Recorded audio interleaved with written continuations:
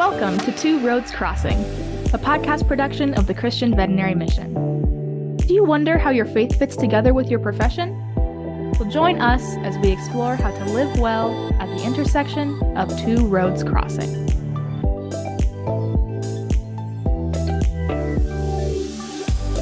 Welcome to Two Roads Crossing, and I'm your host, Curtis Gibbs, and today we're on the road with Doctors John and Laurie Day. John and Laurie, thanks for joining the podcast again. Thank you for having us. Well, we're kind of catching up. We love to catch up with our field workers when they're on furlough, and so I would encourage people to look at two things. There was an earlier podcast you guys had done right in probably 2023 in the early stages of Two Roads Crossing, but there is also a video on YouTube. You can search CBM, you can search Light Shines in the Darkness to see more of the story of John and Laurie. It's a very cool story that is going to have a lot of video with it. So I encourage people to look those things up as well. But in the meantime, guys, why don't you bring us up to speed real quick on where you are, what you've been up to. Go ahead. Well, for the last, since September of 2021, we have been serving in Mongolia with a Mongolian NGO and trying to kind of build up some dairy work through them or dairy consulting through them as part of their veterinary continuing education program. That's really starting to take some traction now, and we're kind of looking forward to this year. Actually, this spring there was going to be some cool stuff happening. We're like, excuse me, but this is the only time I can get my knee replaced. So so right now we're in the States. I'm going to have surgery on January 26th, and then we'll be doing a few months of rehab before we heading out again. So that's kind of what we're doing, I guess. Well, there's a prayer and in the request meantime, assignment there too, because January 26th we'll be lifting up you, Laurie. There you go.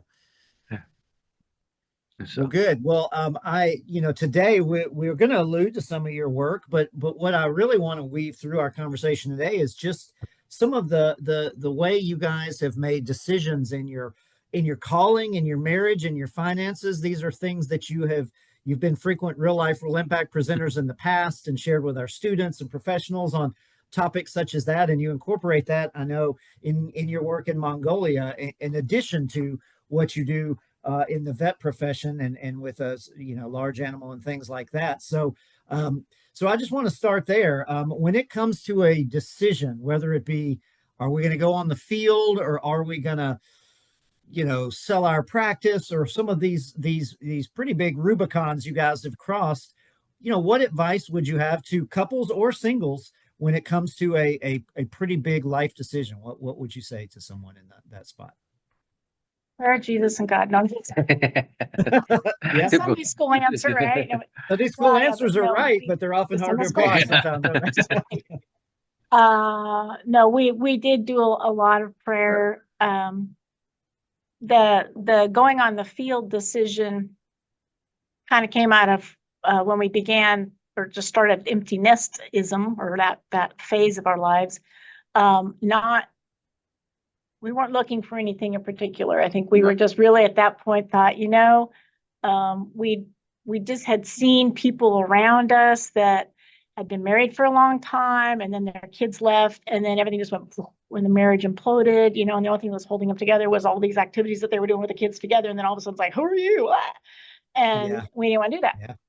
So, we, said, okay, he wanted to go on a short-term mission trip that year. And I said, let's not, let's take it slow. Let's get reacquainted. Let's seek God in this season and see what's up. So we kind of made a decision to do that. I look back at some journal entries at that time and was asking God at the time, okay, what do you have for us now?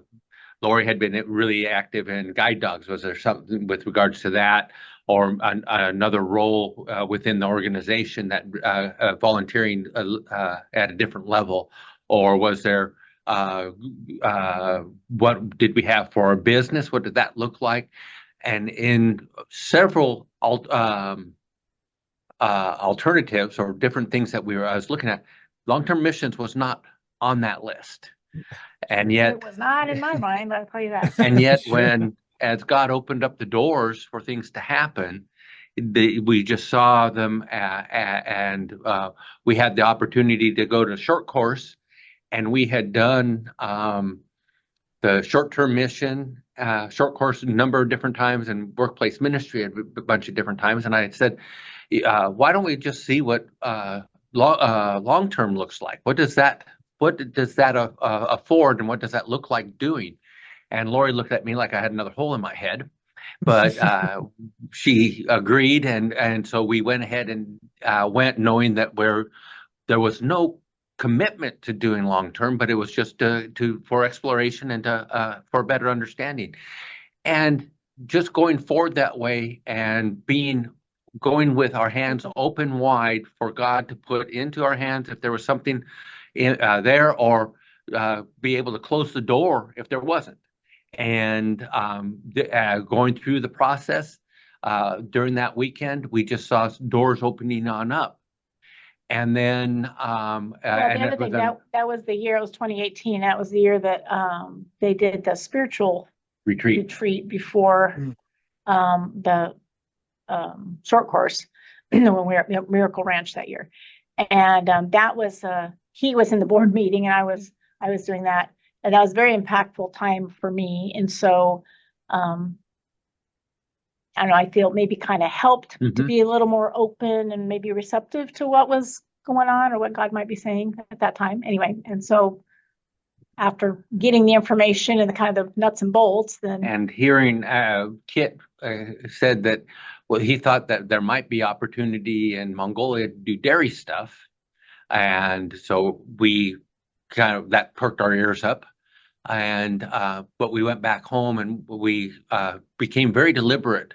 Our prayer life together actually improved during that time. We spent a lot of time praying together, doing devotions together, and just listening for God. And we heard him in a lot of different ways with regards to sermons that we heard as we went to church with our kids, songs that we had heard for the first time that just took some of the feelings that we were feeling and put them into the perspective of having faith in God and knowing that he's in charge and he's sovereign and he's in control. And over that period of time, we just felt more and more that nudging that we need to be looking at going forward this way. And so we made the decision, okay, we're going to start walking that way as if we're going to go. And if we're making the wrong decision, you can close the doors. You can direct us a different direction if you need to. We're open, we're watching, we're paying attention, but we're going to start making our way as if we're going to go overseas. And as we did, things just fell into place for us as far as that goes.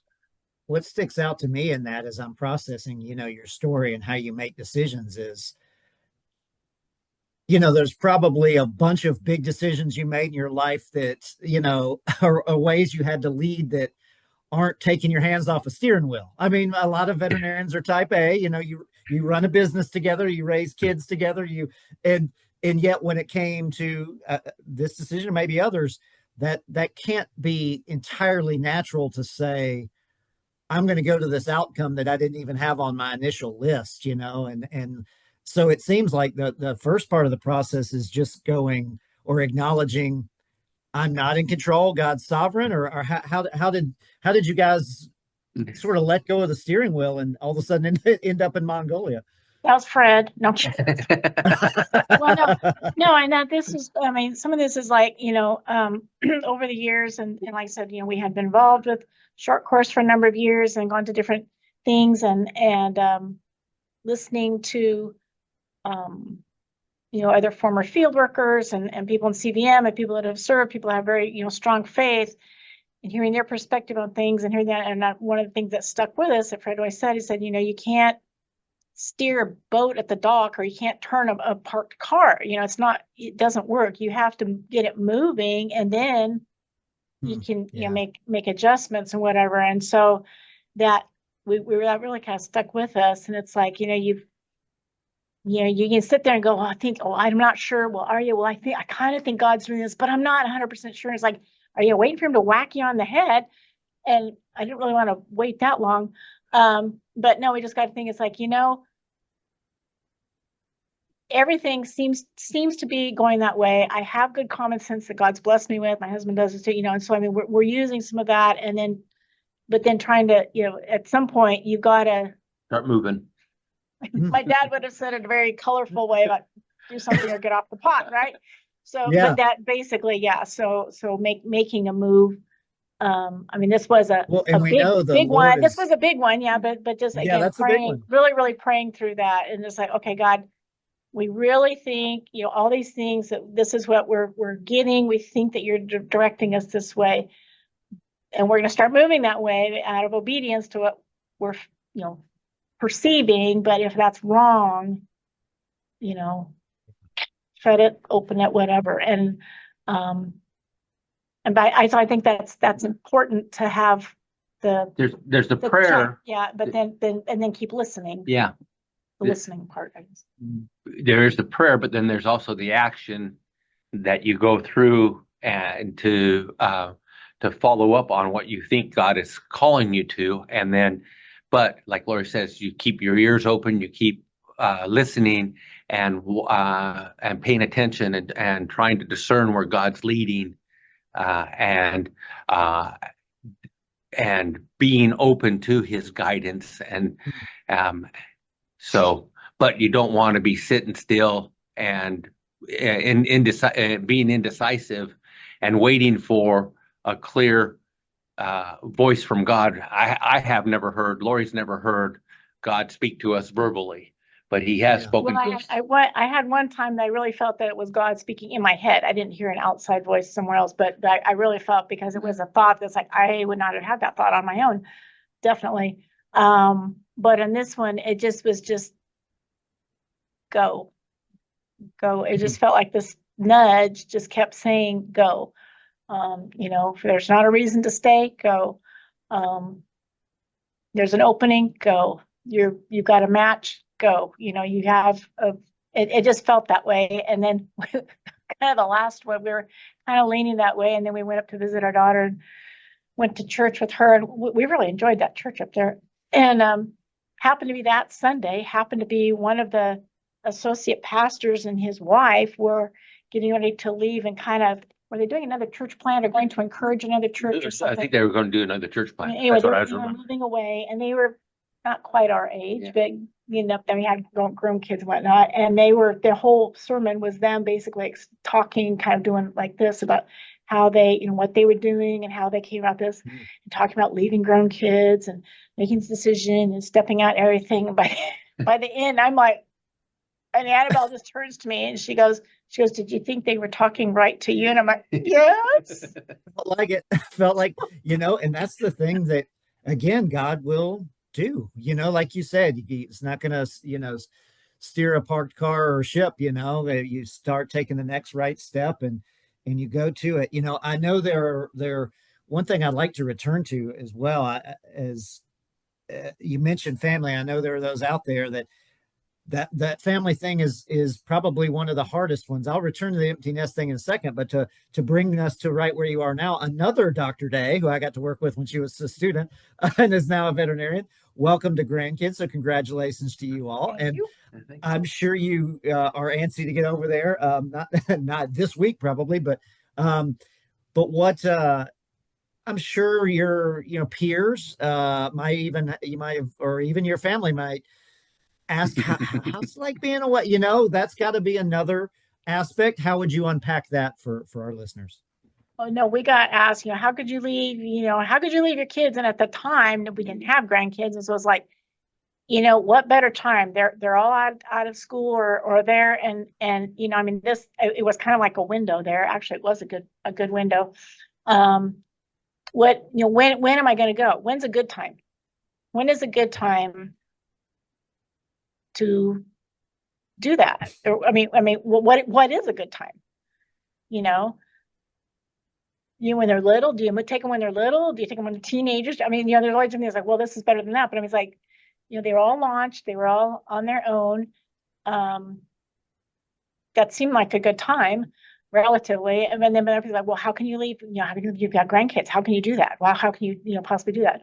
You got ministry at the church. How could you leave that? Why are you leaving? Why are you leaving that? You've got work to do here. Valid questions. And then all those, we call them buts, but I've got this, but I've got that, but what about this? But, what about the guide dog group? But what about your kids? What about, and we kind of came up with it, your why has to be bigger than your but, right? And, Yeah. the why? Because God told us all, go therefore and make disciples of all nations. And You opened up the and he doors opened the for doors. us, And for us to when we go. feel like it was a personal calling, it's like, who am I to say no to that? That why has to be bigger, but you got to be, yes, you do have to be confident that that's there. And in times since we've been over there, and I've had some struggles that, you go through sometimes, it's like, why am I here? I don't know what I'm doing here. I don't feel like I'm of any use here. I don't care about these people here. Which is all normal type those of things when you're types of, being you go through cross-cultural. phases. Yeah. And in those times, it's like, but I never questioned, am I supposed to be here? Because our decision process and the path that we went through to get there And was seeing in our God's mind faithfulness and through it all. so obvious of him opening doors, even on a COVID delay was a blessing because of the gave the last one a chance to launch before we left. Helped us avoid numerous lockdowns that we would have been involved with had we gone there on time. And we had an issue with the sale of our farm that was much easier to resolve being here than over there. All those things.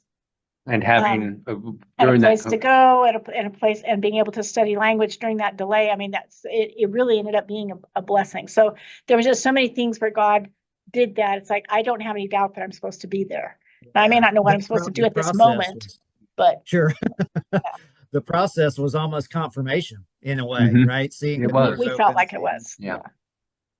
Well, something I want to return to is people, especially people with a family, will hear the kid thing. And you made a great comment about kids and seeing people. And we've all seen those that, can drift in those days. And then when it comes time to the empty nest phase, all of a sudden end up with that final door closes as the kid goes out, and then it's just the two of you again. Mm-hmm. You addressed that a little bit. I think that's a great thing to bring back up again in talking about decisions or recalibrating things. Were there things you two did when you had kids at home, before you hit that last kid leaving the door, to check in? Were there what were some things, John, that you guys did to make sure that your marriage you weren't just two parents, but you were two people married that had children? Yeah. What we say that we took time to go and do things that we were husband and wife and not mom and dad, and having to make sure that we were deliberate about that.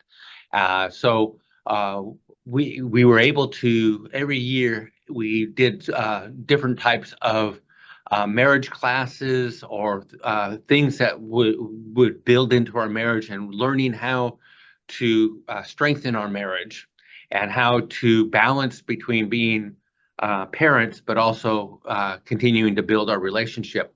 And so in a practical sense, we made sure that we had regular date times. Every week we slotted out time that we were on a date. Sometimes it was in the evening. A lot of times, most time it was lunchtime. And so, but most times we were able to do that. There's emergencies that came on up that precluded that, but oftentimes we would reschedule for that time. And we made sure that we had quarterly, 3-4 times a year, that we would go off by ourselves for a weekend to spend together. Yeah, but we didn't. You wanted to do it quarterly, but I don't know that we ever really. Sometimes that wasn't quarterly, but at least a couple times a year. Hey, if you set the goal and miss it quarterly, at least you hit a third or something. Yeah, but yeah, yeah. But but it no, was. we that was important. So at least few times a year. And what was it really interesting to me and Lori, both of us, is our youngest. She saw that, and she got to the point where she would ask. She knew what day that we would go out for lunch, and she would start to ask us, "Did you go on your date? Did you do your date?" And that what she saw was there was a lot of security in knowing that we were spending time together and building our relationship. And she saw that it gave her lots of security and comfort to know that we were working on that. So a lot of people sometimes will think, "Well, I can't leave my kids. They'll feel like we're neglecting them if we leave them for a weekend or leave them for a night on a date and that type of thing." But the kids actually see the importance and what it's doing for our marriage and strengthening and knowing that we're going to be together for them as well. And so From their eyes, you became not just a mom and dad, but two people that were, yeah, a husband and Oh, wife you're to really each other people. now. Yeah. Yeah, yeah. yeah. Well, another thing that you allude to in the YouTube video, I encourage people to check it out at the Christian Vet Mission channel, Light Shines in the Darkness. But you kind of allude to a time as well where you all had a positive recalibration in your marriage, but it was also kind of in your career because both of your veterinarians, both of your doctors, you both had opportunity to continue to grow and speak. Yet there was a moment in time or two that you kind of looked at what the career trajectory and kind of had to make some decisions on how deep you wanted to go in vet med or what levels you wanted to maybe pursue. Talk to us a little bit about that process as well. So yeah, at that time was getting an opportunity to work with some different pharmaceutical companies and then also do some speaking around the country, speaking at conferences and things of that nature. And we and I was that was part of, we both had that desire to reach a place where we were doing things really well and being recognized for having Which is done not a that. bad goal. I mean, Yeah, again, in bringing this topic up, it's not to yeah, beat on a topic. That's to be excellent at something. yeah, Good goal to have. yeah, exactly. But it was also as that was starting to come about and getting those opportunities that expanding. I mean, one thing is doing well. The other thing was adding so much onto the plate and spending time away from home that Laurie, I overheard her making a comment that she was getting used to me not being around. And that really set me back on my heels because I didn't want her to not be used to me or to get used to me not being around. Uh, Sure. and so then you set me to, okay, what's the important things? Okay, I still wanted to excel as a practitioner. We still wanted to have excellent practice, doing as good a work as we could, but it was the speaking helping us to be that much better at what we were doing, and was it worth the cost of instead of Laurie and I staying close together, of being at a place where we started to drift apart. And so, and potentially, we weren't even a place close to it, but it was at a point where that could have been happening. And we had, But that little comment was like a little warning yeah, flag, right? And I think we all need to kind of have ears for yeah, that. And where it's marital relationship, dating relationship, even just relationships with family. Like yeah, when those of us that live far away from home, we can hear our parents say little things where you're like, maybe we should come back a little more often. Just there. So that little warning flag was enough, I think, to maybe grab your attention there, kind of. yeah. And we had gone to a meeting when our first son was first born, a couple months after he was born, and we were at this meeting and sitting at a table with these veterinarians on one end that we knew and we respected for where they were in in their practice life. Top of bovine practice and well, renowned and respected and very knowledgeable and our mentors and stuff like that. And then we were sitting right in between those guys, and then on the other side at the other end of the table were their wives. Some of them, but their discussions were about how many of them were on Prozac and how many, the depression that they were fighting, and sometimes some of them were second, third wives in this, and you start to look at that and go, okay, again, what's the cost of reaching that? And for us, at least, it was our relationship, knowing that after the kids leave and we're by ourselves again as empty nesters, that we still love each other and we still want to do things together. And we didn't want that to happen for us. It was not worth it. Right. And just for how that was going to impact the kids or whatnot. Yeah. So it was just like recognizing, it's like, this is neat and the recognition's cool. And, it's fun to go to these different places and everything, but seeing that, that looks like that has a cost that we're not willing to pay. Well, and that might've been an otherwise, random dinner that God sort of highlighted to you all to red flag something there, just like someone in a relationship can, sort of raise a little warning flag. Sometimes the Holy Spirit can kind of raise something that causes us to raise an eyebrow and go, ooh, wait a minute. We need to drill down on this. Yeah. Well, look at you guys here these years later. Still, I didn't have to coerce you to be together. You're naturally here together. You're married. You're serving. Your kids are grown. You've even got some grandkids and all in great relationship with them. And, you've got relationships in Mongolia. You come home, you've got a lot of people to see. I would say that feels like whatever recalibrations and little warning flags that came along the line, you've made some pretty good decisions to stay on the tracks. I want to congratulate you on that. That's God. That was God. Amen. Well, he's Lord for a reason, Yes. But again, one of those things, it's easy to know, but sometimes when it comes to decisions or whatever else, it's hard to kind of go, oh yeah, we need to check in with the Lord, and he'll open the doors for us, not our own merit or strength or something. So yeah. And our whole sanctification process, as we're learning, as God makes us more like him, there's times that we get away from doing that, and then he helps us come back to that. And so it's not like we've got it all figured on out. We continue to work and look for that and check ourselves and say, okay, how are we doing this? Let's stop for a few minutes, stop for a few days, and take an account. Where are we, and where do we want to be, and how do we get to where we want to be, and from where we find ourselves out in Bypath Meadow.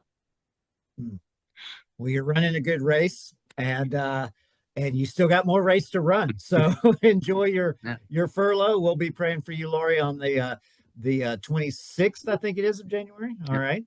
And, celebrate CVM's 50th anniversary. You guys will be a part of the big gathering in Turkey. Yep. And so that's going to be just a really cool thing all this year.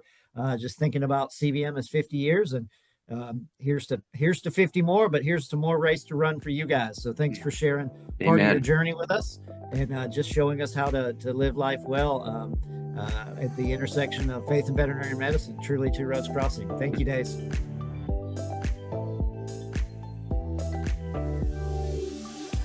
Thank you for listening to Two Roads Crossing, a podcast production of the Christian Veterinary Mission. If you are blessed by this content, like and subscribe so that you are alerted when new content is released. If you would like more information about CVM, or if you have questions, comments, or topical suggestions, you can find us online at www.cvm.org. Or you can contact us by emailing podcast@cvm.org. God has a plan for the nations, and that plan includes you. We pray that CVM has encouraged you to live out your calling with confidence and competence. So, until next time, may the voice of the shepherd ring loud and clear as you follow him in faith to the intersection of two roads crossing.